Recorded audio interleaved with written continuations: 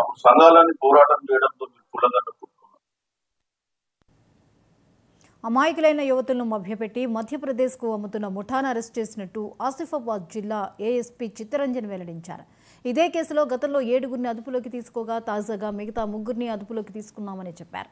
జిల్లాలో మానవ అక్రమ రవాణా జరిగితే సహించేది లేదని హెచ్చరించారు. ప్రజలు అప్రమత్తంగా ఉండి ఇలాంటి ఘటనల మీద పోలీసులకు ఫిర్యాదు చేయాలని సూచించారు. కంప్లైంట్ ఇవ్వడం జరిగింది. ఆ కంప్లైంట్ వాడికొద్ది మండలం నుంచి వచ్చిందన్నమాట. సో ఆ కంప్లైంట్ ఏంటంటే వాళ్ళ ఇంట్లో వాళ్ళ కూతురు సంవత్సరం నుంచి మిస్సింగ్ అని చెప్పింది.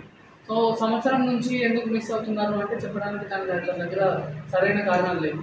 సో మేము ఇన్వెస్టిగేషన్ చేసే తరుణంలో మాకు వాళ్ళ ఇంట్లో ఆధార్ కార్డు ఒకటి దొరికింది. ఆధార్ కార్డులో ఫోన్ నెంబర్ ఉంటాయి.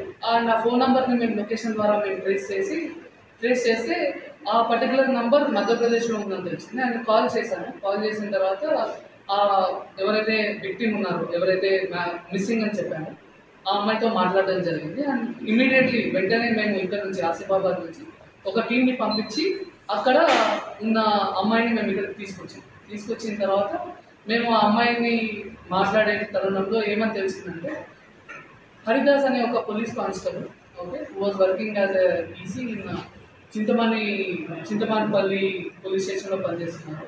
అతను పెళ్ళి అనే ఒక ముసుగుతో వేరే సుజాత అనే ఇంకొక స్టూడెంట్ కలిసి ఆ అమ్మాయిని మధ్యప్రదేశ్లో వేరే ఇంకొకరికి అమ్మేయడం జరిగింది.